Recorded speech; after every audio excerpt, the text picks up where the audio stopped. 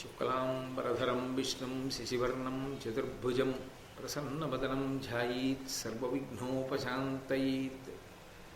గురుర్బ్రహ్మా గురుర్విష్ణుః గురుర్దేవో మహేశ్వరః గురుసాక్షాత్ పరబ్రహ్మ తస్మై శ్రీగురవై నమః.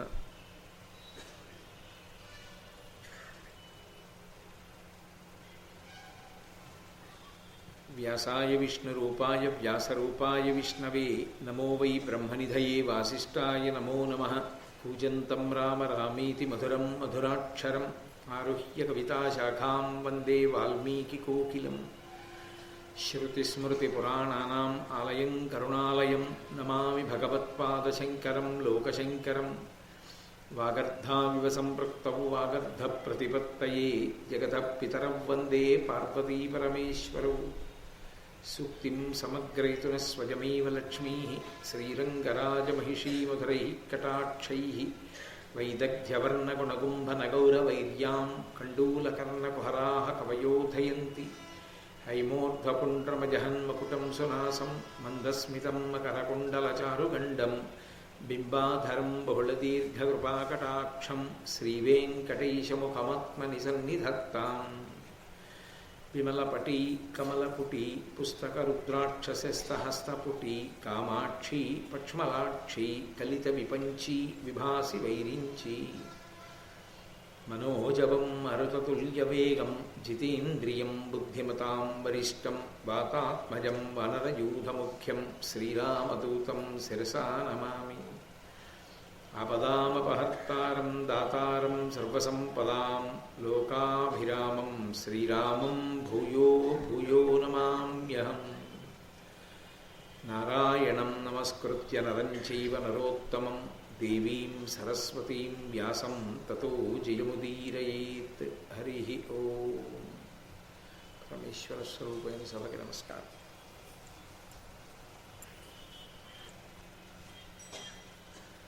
ధర్మరాజు గారు రోమశ మహర్షి యొక్క మార్గదర్శకత్వంలో తీర్థయాత్ర చేస్తున్నారు. ఆ తీర్థయాత్ర చేస్తూ ఆయన అనేకమైనటువంటి పుణ్యప్రదమైనటువంటి క్షేత్రములను చూస్తున్నారు. ఈ క్షేత్రములకు, ఈ పర్వతములకు, ఈ నదులకు, తీర్థములకు ఇంత శక్తి ఎక్కడి నుంచి వచ్చింది అని మొట్టమొదటే ధర్మరాజు గారు అడిగితే రోమశ మహర్షి నారద మహర్షి మాట్లాడుతూ చెప్పారు. పరమ ధర్మాత్ములైనటువంటి వారు ఎవరు ధర్మాన్ని ఆశ్రయించారో అటువంటి వారందరూ కూడా ఈ ప్రదేశముల యందు చాలా కాలము వసించినటువంటి కారణం చేత వారి యొక్క సంపర్కము వలన ఈ క్షేత్రములు తీర్థములు ఇంత శక్తిని పొందాయి అని చెప్పారు. ఆయన ధర్మరాజు గారు ఆ పర్వత ప్రాంతంలో ఒక శిఖరాన్ని చేరినప్పుడు నిన్న మహేంద్రగిరి పరశురాముడు, ఆ అకృతవ్రణుడు శిష్యుడు పరశురాముడు చతుర్దశి తిథి నాడు వచ్చి దర్శనమివ్వడం, ఈ విశేషాలు మీరు విన్నారు. తర్వాత ప్రభాస తీర్థానికి వెళ్ళినటువంటి సందర్భం, అక్కడ బలరామకృష్ణులు సాత్యకి మొదలైన వారు కలవడం మీతో మనవి చేశాను. అది దాటిన తరువాత ఇక్కడే శవన మహర్షి కొన్ని వేల సంవత్సరముల పాటు తపస్సు చేసినటువంటి స్థలము అని చెప్పాడు రోమశ మహర్షి. కొన్ని వేల సంవత్సరములు తపస్సా? నాకు ఆ విషయం చెప్పవలసింది అని అడిగారు. అడిగితే శవన మహర్షి చెప్తున్నాడు, వీరాసనం వేసుకుని తపస్సు చేస్తూ ఉండిపోయాడు శవనుడు. వీరాసనము అంటే కుడికాలు కింద పెట్టి ఎడంకాలు పైకెత్తి కుడి మోకాలు మీదకి పెట్టుకుంటారు. దక్షిణామూర్తి కూర్చుంటారు అలా. కుడి పాదం స్పష్టంగా కనపడుతూ ఉంటుంది, ఎడమ పాదం కుడి పాదం పక్కన ఉండదు. ఎడమ పాదం కుడి మోకాలు మించి కిందకి వేలాడుతూ ఉంటుంది. అలా కూర్చున్నటువంటి భంగిమని వీరాసనం వేసుకున్నారు అంటారు. వీరాసనే సుస్థితం అగ్రేవాచయతి ప్రభంజన సుఖే తత్వం మునిభ్యపరం వ్యాఖ్యాంతం భరతాదిభి ప్రవృతం రామం భజే శ్యామలం అని రామచంద్ర ప్రభువు కూడా అలా కూర్చుని ఆ స్వామి హనుమని ముందుంచుకుని వేదాంత తత్వాన్నంతటినీ బోధ చేస్తుంటాడు. ఆ వీరాసనం వేసుకుని కొన్ని వేల సంవత్సరములు తపస్సులో ఉండిపోయాడు శవనుడు. శవన మహర్షి యొక్క తపస్సులో ఉన్నటువంటి గొప్పతనం ఏమిటంటే ఆయన కన్నులు మూసి తపస్సు చెయ్యలేదు. ఆయన కనురెప్పలు అలా తెరిచి ఉన్నాయి. కన్నులు తెరిచి తపస్సు చేయడం చాలా కష్టం. శ్రీ విద్యా సంప్రదాయంలో ఒక లక్షణం ఉంది, కన్నులు తెరిచి బాహ్య ప్రపంచం వంక చూస్తూ బాహ్య ప్రపంచంతో సంబంధం తెంపేసుకుని లోపల మాత్రం అమ్మవారి యొక్క ఒక రూపాన్ని దర్శనం చేస్తూ ధ్యానం చేసేటటువంటి ప్రక్రియ ఒకటి ఉంది. అది చాలా చాలా క్లేశతరం. ఎందుచేత అంటే ఆ స్థాయిని చేరుకోవడం ఎందుచేత కష్టము అంటే ఇంద్రియములన్నిటికీ కూడా నాయకత్వం వహించేటటువంటి ఇంద్రియం నేత్రం, నయనం. ఈ కంటికి ఒక లక్షణం ఉంటుంది, ఇది లాగేస్తుంది. మిగిలిన ఇంద్రియాలన్నింటినీ ప్రధానంగా ఇదే లాగుతుంది. ఇది తెరిస్తే అలా చూస్తున్నప్పుడు వెంటనే లాగుతుంది. ఎటు లాగిందో అటు మిగిలిన ఇంద్రియాలు వెళ్ళిపోతాయి. అటువంటి కన్ను తెరిచి ఉండగా జగత్తుని చూస్తూ తన కళ్ళ ముందు ఉన్న ప్రపంచాన్ని చూస్తూ తాను మాత్రం అంతర్ముఖుడై బాహ్య ప్రపంచంతో సంబంధం లేకుండా ఆయన తపస్సు యందు మగ్నుడై ఉన్నాడు. అది వీరాసనం వేసుకుని కూర్చొని. అసలు కనురెప్పలు అంతసేపు తెరిచి ఉంటాయా? ఉండవు. ఎందుకు ఉండవు అంటే అది సాధారణమైనటువంటి విషయం. కన్ను వేడెక్కితే కనురెప్ప పడిపోతుంది కంటిని రక్షించడానికి. కానీ ఆయన ఇన్ని వేల సంవత్సరముల నుండి కనురెప్పల్ని పైకి ఎత్తి ఉంచాడు. అలా కళ్ళు తెరిచి ఉన్నాయి. కళ్ళు తెరిచి ఉండగా ఆయన చుట్టూ తీగలు పొదలు అల్లుకుపోయి. అది విచిత్రం. శవన మహర్షి యొక్క తపస్సు అంటే కేవలంగా ఒక వాక్యంగా చదివితే గోచరమయ్యేది కాదది. ఆయన ఎంత అంతర్ముఖత్వాన్ని పొందాడంటే గాత్రం యదామలతాహ పరివేషయంతి అంటారు శంకరాచార్యుల వారు. ఏదైనా కదిలే వస్తువుని తీగ నమ్మదు. అక్కడే మీరు కదిలే వస్తువుని ఒకదాన్ని, అంటే నేను వెళ్ళి కూర్చున్నాను అనుకోండి, తీగ అలా పెరిగి దగ్గరికి వస్తుంది అనుకోండి, నన్ను చూసి నా కాలి వేళ్ళని తీగ చుట్టుకోదు. దానికి తెలుసు వీడు లేచిపోతాడు ఎప్పుడోప్పుడని. అది ఇలా పక్కకు వచ్చే స్తంభాన్ని చుట్టుకుంటుంది. ఏది కదలదో దాన్ని చుట్టుకుంటుంది. తీగ చుట్టుకుంటే పక్షి నమ్ముతుంది. గాత్రం యదామలతాహ పరివీషయంతి కర్ణీ యదాహ విరచయంతి ఖగాశ్చ నీలాస్ అంటారు శంకరాచార్యుల వారు. ఈ తీగలు అల్లుకుంటే పక్షులు నమ్ముతాయి. నమ్మి పుల్లలు తెచ్చి చెవిల్లో పెడతాయి. అసలు ఎంత ధ్యానమునందున్నవాడికైనా చెవిలో పుల్ల పెడితే ఉలిక్కి పడతాడు. ఆ చెవి నిండా పుల్లలు పెట్టి గూళ్ళు పెట్టుకుంటాయి. ఇప్పుడు ఆ గూళ్ళు పెట్టుకుని ఆ గూళ్ళల్లో పక్షులు చేరుతాయి. పక్షులు చేరితే అవి ప్రశాంతంగా ఉండవు. అవి ఉదయం సాయంకాలం బ్రహ్మాండమైన గోల చేస్తాయి. గుట్లు పెట్టి పొదిగి పిల్లల్ని చేసి వాటికి తీసుకొచ్చి ఆహారం పెట్టేటప్పుడు అవి చేసేటటువంటి ధ్వనులు చాలా విశేషంగా ఉంటాయి. ఇంత అల్లరి జరుగుతున్నా ఆయనకి మాత్రం ఏమీ తెలియదు. అంటే మనసు ఇంద్రియములతో ఉండేటటువంటి సంబంధాన్ని తెంచేసుకుంటుంది. తెంచుకుని మనసు ఆత్మయందు మగ్నమై ఆనందాన్ని అనుభవిస్తూ ఉండిపోతుంది. అప్పుడు తనంత తానుగా రెప్ప పడిపోతుంది. కానీ శవన మహర్షి యొక్క తపస్సుకున్న గొప్పతనం ఏంటంటే ఆయన కళ్ళ ముందు నుంచి తీగలు అల్లేసుకున్నాయి. ఆయన కళ్ళు అలాగే ఉన్నాయి. తీగ అల్లుకుంటున్నా ఆయన కన్ను పడలేదు. కంటికి ప్రత్యేకంగా మన ప్రయత్నంతో కన్ను పడాలి అనే సంబంధం లేదు. అది నిమిచక్రవర్తి కోరుకున్నటువంటి కోరిక, వరం. ఏదైనా వస్తువు దగ్గరకు వస్తోంది కంటి దగ్గరికి అంటే రెప్ప పడిపోతుంది. కంటిని రక్షించుకోవడానికి ఓ కనురెప్ప నువ్వు వెయ్యి అని మనం ప్రత్యేకమేం ఆజ్ఞ ఇవ్వక్కర్లేదు. అదొక రకమైన రిఫ్లెక్స్ యాక్షన్, అంటే రసంకల్పిత ప్రతీకార చర్య అని. అలా ఉంటుంది ఆ కనురెప్ప యొక్క స్థితి. అటువంటి కనురెప్ప తీగ అల్లుకుంటూ కంటి ముందు నుంచి తిరుగుతున్నా ఆయన యొక్క రెప్ప పడలేదు, అలా తెరుచుకునే ఉంది. తెరుచుకుని ఉంటే సాధారణంగా తపస్సులో ఉండే లక్షణం ఏమిటంటే శరీరము శుష్కించిపోతుంది, తేజస్సు పెరిగిపోతుంది. ఆ పెరిగిపోయిన తేజస్సు రోమ కూపములలోంచి కూడా బయటికి కొడుతుంది. అంటే చెమట బయటికి వెళ్ళడానికి ఉన్నటువంటి చిన్ని చిన్ని కనపడని సూక్ష్మమైన రంధ్రముల నుండి కూడా ఆ తేజస్సు బయటికి కొడుతూ ఉంటుంది.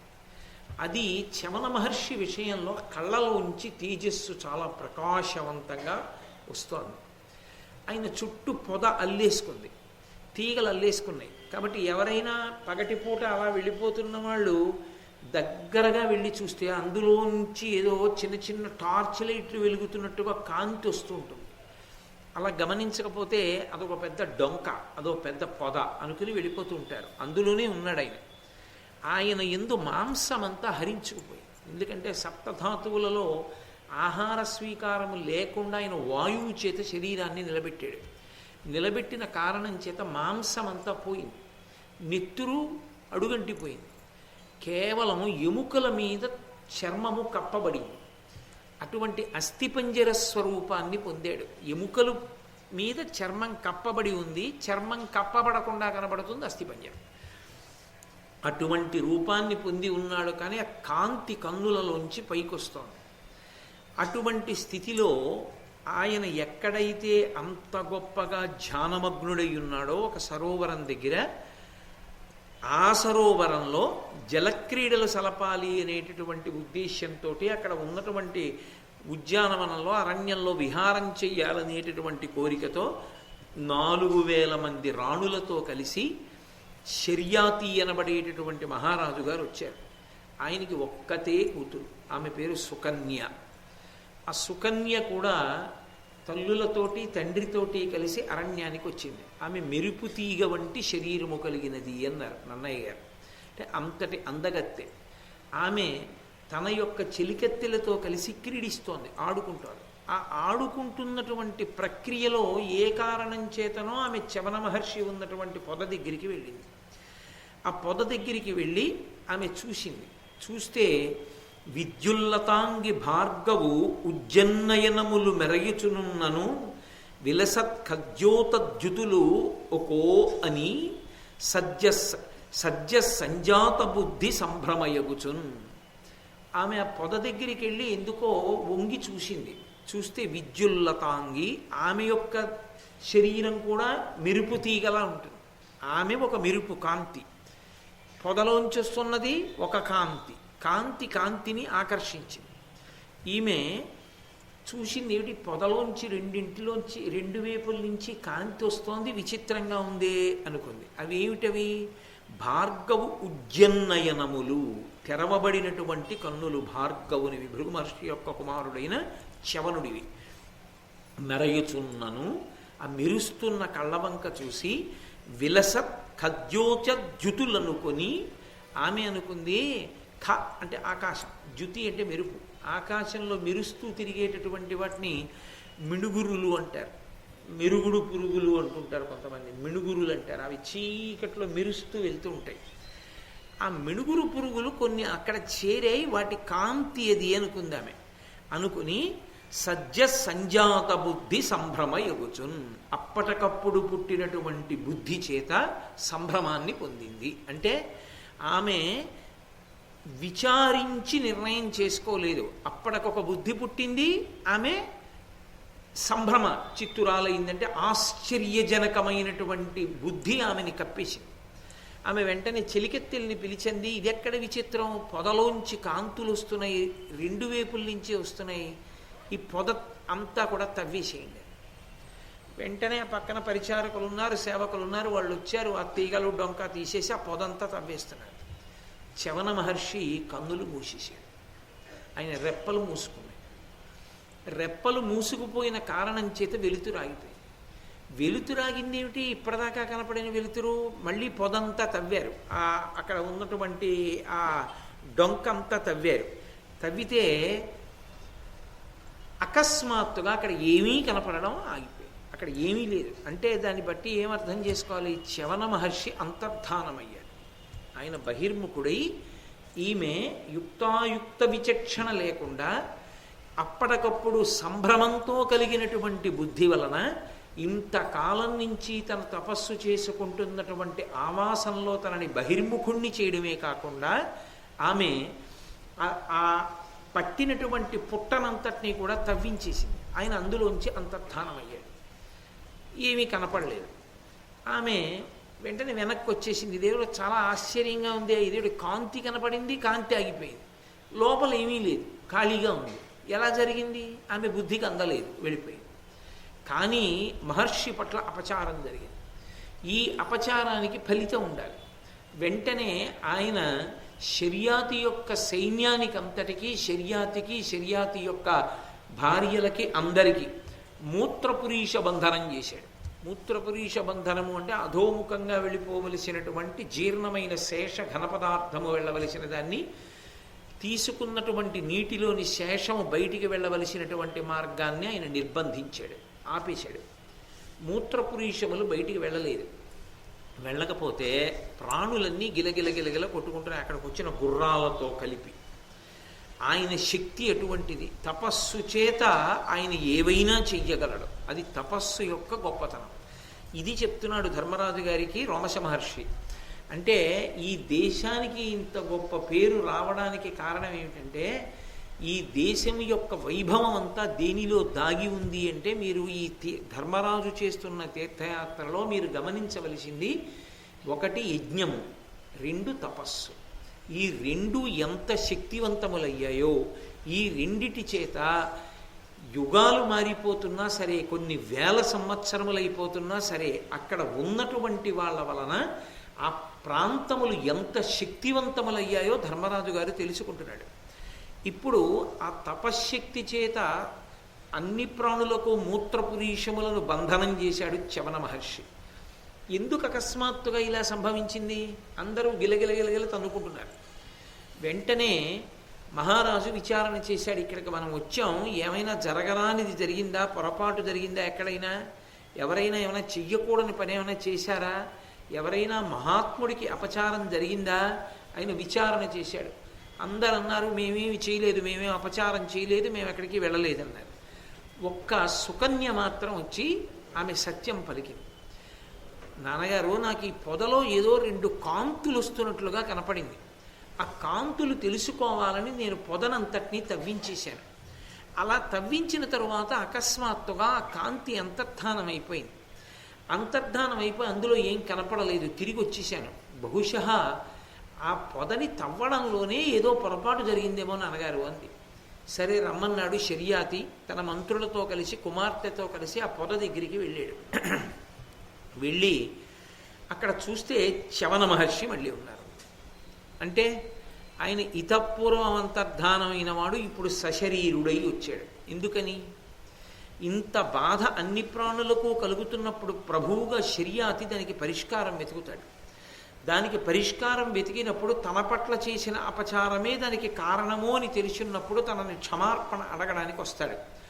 తనని క్షమార్పణ అడగడానికి వచ్చినప్పుడు తాను ఉన్నటువంటి స్థానాన్ని తవ్వడానికి కారణమైన వ్యక్తి ఎవరో ఆమెనే భార్యగా గ్రహించాలని చ్యవన మహర్షి నిర్ణయం చేసుకున్నాడు. అందుకని శర్యాతి వచ్చి అడిగాడు, మహానుభావ, నా వల్ల ఏదో దోషం జరిగింది. ఈ దోషం జరిగినప్పుడు మీరు ఇక్కడ ఉన్నటువంటి ప్రాణులకు మూత్రపురీష బంధనం చేశారు. అందరూ బాధపడుతున్నారు. నేను మహారాజుని, వారి యోగక్షేమములు చూడవలసిన వాణ్ణి. ఏ తప్పు జరిగిందో తప్పుకి నన్ను క్షమించి మీరు ప్రాణులను రక్ష చెయ్యండి అన్నాడు. ఆయన అన్నాడు, నీ కుమార్తె కారణంగానే ఈ భంగపాటు జరిగింది, కాబట్టి నీ కుమార్తెని నాకు ఇచ్చి వివాహం చేయవలసింది అన్నాడు. ఇక్కడ మీరు ఒక్క విషయాన్ని కొంచెం జాగ్రత్తగా ఆలోచించాలి. చ్యవన మహర్షి యొక్క భౌతిక ఆకారం ఎలా ఉందని నేను చెప్పాను మీతో. కేవలం ఎముకల మీద చర్మం మాత్రమే కప్పబడినట్లుగా ఉంది. పైగా కొన్ని వేల సంవత్సరములు తపస్సు చేసినటువంటి వాడు. అంటే ఆయన ఆయుర్దాయం ఎంత పెద్దదైపోయి ఉంటుంది, ఎంత వృద్ధుడైపోయినటువంటి వాడు అయి ఉంటాడు. కాలమునందు శరీరాలు శుష్కించిపోవడం సాధారణం కాదు. ఏమి చాలా మనందరం కూడా ఎంతో ఆనందించవలసిన విషయం. నిన్న ఋష్యశృంగుడి గురించి చెప్పి మళ్ళీ ఇవాళ వేదిక మీదకి వచ్చేటప్పటికే వర్షం పడ్డాం. నిన్ననే నేను చెప్పా, ఋష్యశృంగుడి గురించి చెప్పుకుంటే ఋష్యశృంగుడు ఉన్న చోట వాన పడుతుంది. ఇప్పటికీ శృంగేరి గొప్పతనం అదే. నిన్న ఋష్యశృంగుడి గురించి పూర్తి చేసి 24 గంటలు తిరగకుండా వేదిక మీదకి వచ్చేటప్పటికి మహాభారతం జరుగుతున్న చోట జల్లు పడింది. అంటే మహాభారతానికి దేవతలు ఎంత ప్రీతి చెందారు అనడానికి ఇదే కారణం. మహాపురుషులైనటువంటి వారు అందుకే వాటికి అంత విలువ ఇచ్చారు అంటే అదే కారణం. కాబట్టి నేను అలా తడవలేకపోతున్నానే అని బాధపడుతున్నాను యథార్థానికి. కాబట్టి అది ఇప్పుడు చ్యవన మహర్షి ఆయనకి తెలీదా, ఇన్ని వేల సంవత్సరముల వయస్సున్నవాణ్ణి ఇంత తపస్సు చేశాను, శరీరమా శుష్కించిపోయింది, ఆమె మెరుపు తీగలా ఉంది, నిండు యవ్వనంలో ఉంది, ఆమెని నేను వివాహం చేసుకోవడానికి ఇది ఆమెకి శిక్షయా లేక నేను ఇస్తున్న బహుమానమా? మహారాజుకి ఆలోచించుకోవడానికి సమయం లేదు. ఎందుకని మూత్రపురుష బంధనం అయిపోయింది. ఏదో ఒకటి తొందరగా నిర్ణయం చేయాలి. మహారాజుని ఒత్తిడికి గురి చేయట్లా.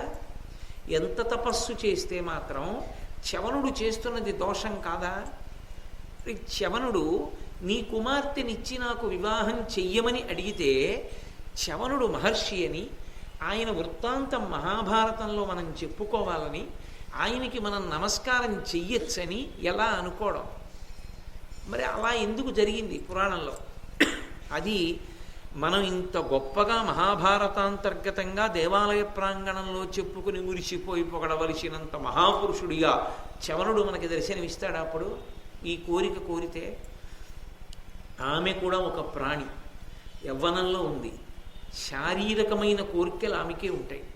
మహావృద్ధుడైన వాడితో సంసారానికి వెడితే ఆమె జీవితం ఏమవ్వాలి? మరి అటువంటి వాడు వివాహం ఎందుకో తెలియనివాడా? వివాహము సంతతి కొరకు, ధర్మ ప్రజాపత్యర్థం.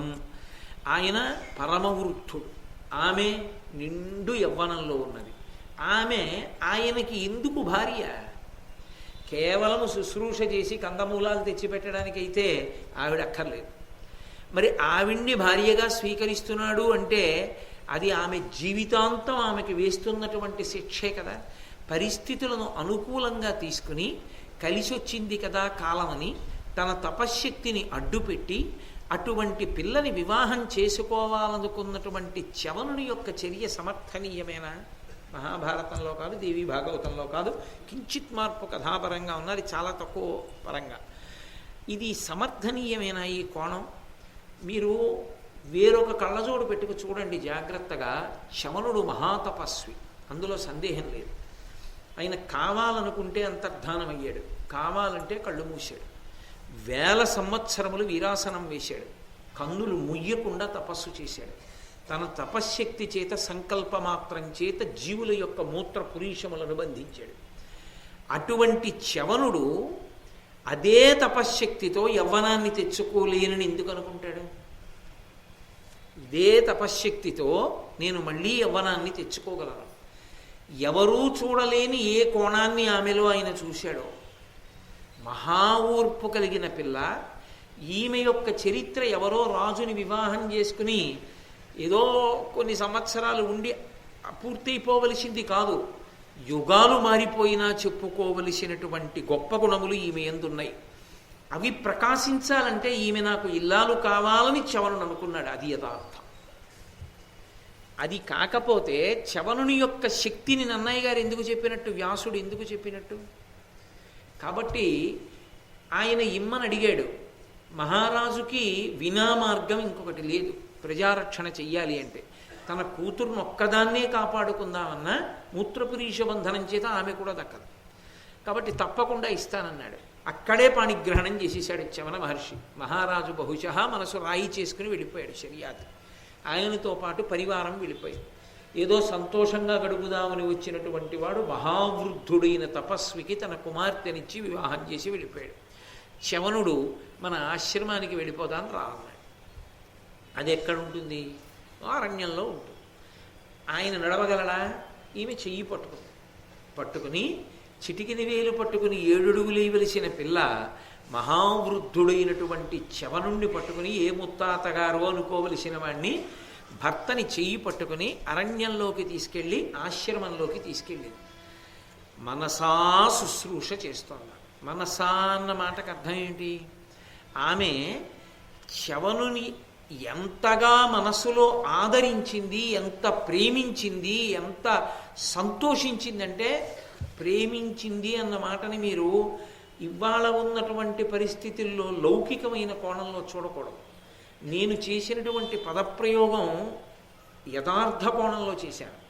ప్రేమించారు అన్న మాటకు అర్థం ఏమిటంటే ప్రతిఫలాపేక్ష లేకుండా అనేది అర్థం. ప్రేమ అన్న మాటకు అర్థం ఏమిటంటే ప్రతిఫలమును ఆశించకుండా అవతల వారి యందు అనురక్తులవుట. భర్త భార్యని ప్రేమిస్తాడు. ఆ భార్య ఏదో ఇవ్వాలని ప్రేమించడు. ఏమిటో ఇద్దరం పెద్దవాళ్ళం అవుతున్నాం, దీని బ్రతుకెలాగో అని బెంగపెట్టుకుంటాడు. ఇద్దరూ బాగా పెద్దవాళ్ళు అయిపోతాయి, అంతే తప్ప అందులో ప్రతిఫలం ఉండదు. ఏమిటో ఈయన పెద్దవారు అయిపోతున్నారు, పాపం ఆరోగ్యం పూర్వంలా ఉండట్లేదు అని బెంగ పెట్టుకుంటుంది తప్ప ఆయన వలన ఏమీ కోరుకోదు. తల్లిదండ్రులు బిడ్డల్ని ప్రేమిస్తారు. వీడు రేపొద్దున్న ఉద్యోగం వచ్చి పెద్దవాడు అయిన తర్వాత నాకు నెలకింతని ఇస్తాడని చెప్పి తల్లిదండ్రులు బిడ్డల్ని పెంచి పోషించరు. ఏమీ కోరకుండా వాళ్ళు బిడ్డలు కనుక పెంచి పోషిస్తారు.